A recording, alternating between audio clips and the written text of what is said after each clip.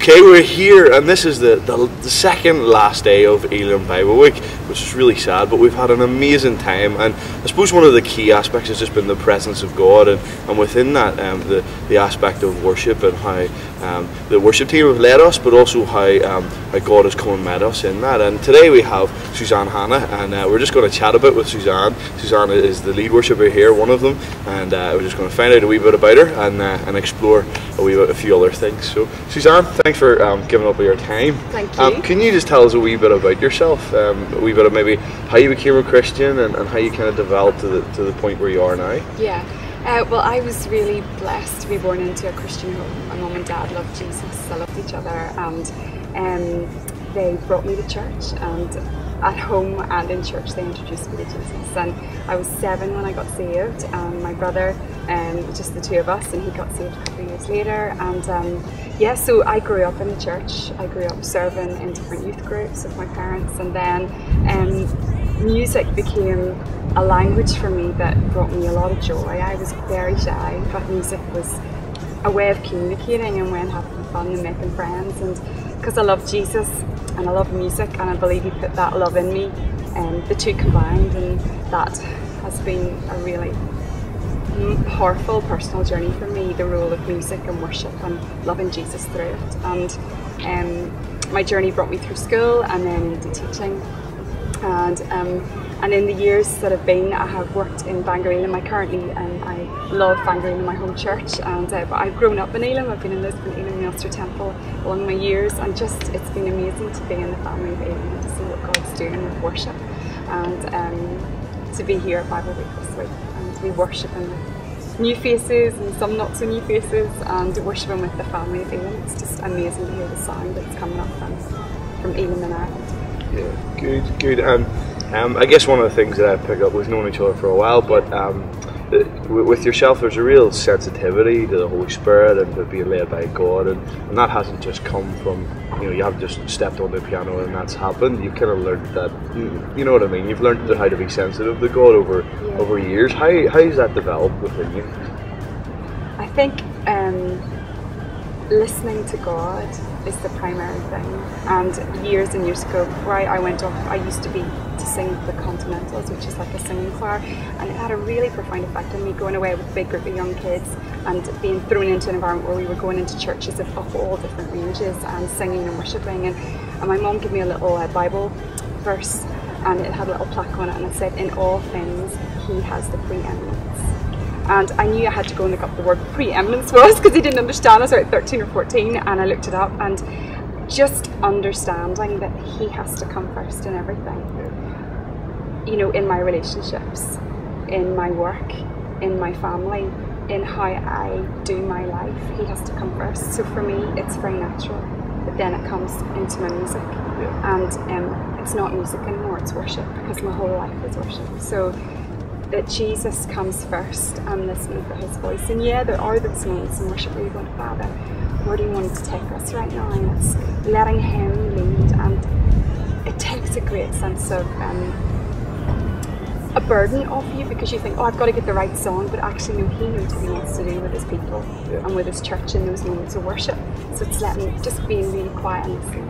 Yeah, and that's hard because life can be very noisy. Yeah. So it's being really trying to be disciplined. Don't do it always right, but trying. Yeah, it's a learning process, isn't it? But good. And so tell us, you've mentioned a wee bit about the ministry that you're involved in now, but there's also kind of a wider range of things that you're involved in. Do you want to tell us a wee bit about that? Yes, well, over the last few years, nationally within Elim, they've been really investing in the role of worship, and those folks who are out there right now worshipping in their churches. And Elim Sound has been developed, and nationally that is the collection of, there's 4 lead guys who are taking it up, brilliant fellas, and they have been bringing together worshippers from different areas all across the UK. And over the last couple of years we've met together, and we've been networking nationally and then regionally, to try and pull together ways of inspiring and equipping and networking the movement nationally, regionally and locally. So last year we released an album called Fresh Mercy, which you can get through Mission, you can get on the Elim sites, and hopefully you should be able to get it in your church as well. And then at the end of this month, on the 30th of July, the new album's coming out, Sound of Hope. So it's really exciting because it was wonderful to be a part of that recording and to see what's happening in our movement all over, but then to be here this week and hear what Elim sounds like here in Ireland. It's so exciting, you know, because we all sound so different, but together, oh, it's awesome. And I'm right in saying you feature one of the tracks. Yeah, a couple of the songs, but it's just amazing to lend your voice to the collective sound of what Elim's doing. That's what's important. So you'll hear a few Northern Irish twang. Possibly, no, not at all. Good, not good. At all. Okay, so EBWi Week in Ireland. Tell us maybe some of your highlights, some of the things that you've been going on. Obviously, there's a team there, you know, maybe about 20 or so yes, there. Yeah, tell us a wee bit about EBWi Week this year. Yeah, these guys are just amazing. It was just a real privilege to be invited to be a part of what's happening now. And as Hillsborough Bible Week, we heard last night from Pastor Jimmy about the heritage that's brought to this event, you know. And some of those guys that are on the team have been on the journey so far, you know. And we've been meeting now for about 4 or 5 months, usually with the band and then with the singers. And these guys come from right across Elim.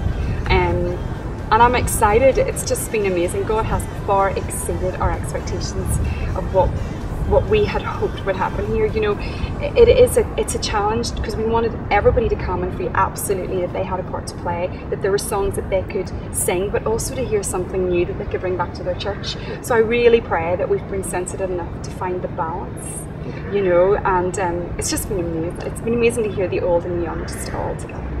It's exciting, it's exciting. Yeah. So maybe for some of the guys that are listening, and your desire has been very much to coordinate with as far as Elim Sound is concerned. How can people contact you about that? I know you've been in contact with them, but maybe there's a few out there maybe haven't made contact. How can they do that? Well, at the moment, if you contact the main Elim in Ireland email address, it'll be on their site if you come through them, and they will redirect anything to myself. And at the moment, we're really trying to get ourselves set up more streamlined locally, but your worship pastors or your worship leaders should know about it. And if you're a fledgling musician out there or singer and you want to know more, check out the Elim Sound Facebook page, the national page, and then there'll be more coming from that over the next few months. So we're still in the early stages almost locally, but there's so much is happening across the movement nationally at the moment. So, and this event has been amazing. You know, this has truly been an encounter with God this weekend. There's 2 more nights. 2 more nights, yeah. Good. And we will take this opportunity just to say once again that seriously, if you have not been here, you've missed out. But there is, obviously we're coming up to tonight if you're on your way, but tomorrow 11 o'clock and 7:30, don't miss out, please, for the sake of you and for your church. Get them along and come along. 11 o'clock and 7:30. Thank you. Thanks, Suzanne.